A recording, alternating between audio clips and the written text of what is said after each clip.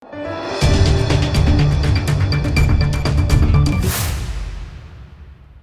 દર્શક મિત્રો, આપ જોઈ રહ્યા છો લોકમૈત્રી ન્યૂઝ. હવે જોઈએ અગત્યના સમાચાર.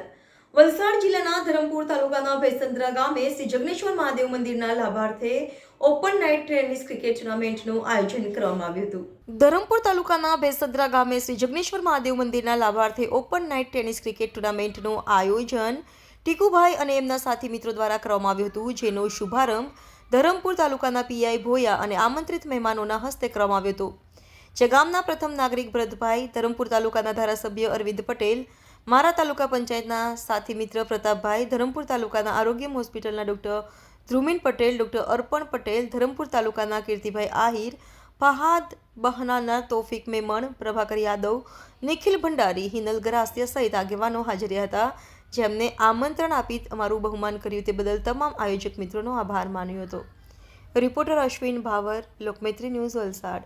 અમને ખાસ કરીને આમંત્રિત કર્યા એવા ટીકુભાઈ, અહીંયા મંચસ્થ ઉપસ્થિત આપણા ધારાસભ્ય શ્રી અરવિંદભાઈ પટેલ સાહેબ, મારા તાલુકા પંચાયતના સાથી મિત્ર પ્રતાપભાઈ, ધર્મેશભાઈ અને આપણા બંને ડૉક્ટરશ્રીઓ અને મંચસ્થ તમામ મહાનુભાવો, ગામના સરપંચશ્રીઓ. ક્રિકેટનું ઉદ્ઘાટન થઈ ગયું છે અને આપણા યુવાનો રમવા માટે પણ ઉત્સાહિત છે, એટલે વધારે કંઈ કહેવાનું થતું નથી.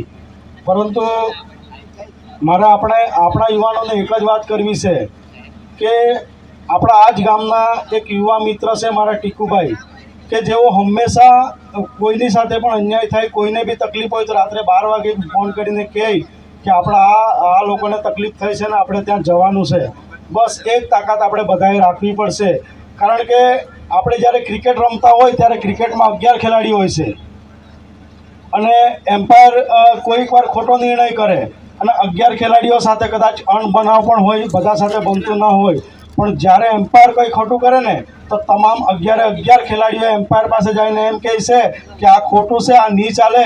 બસ એક તાકાત આપણા યુવાનોએ રાખવી પડશે. કોઈ પણ જગ્યાએ સમાજમાં કોઈ પણ જગ્યાએ અન્યાય થાય ને તો બધા એક સુરે અવાજ ઉઠાવવાનો છે. એટલી જ વાત કહીને મારી વાત વિરમું છું.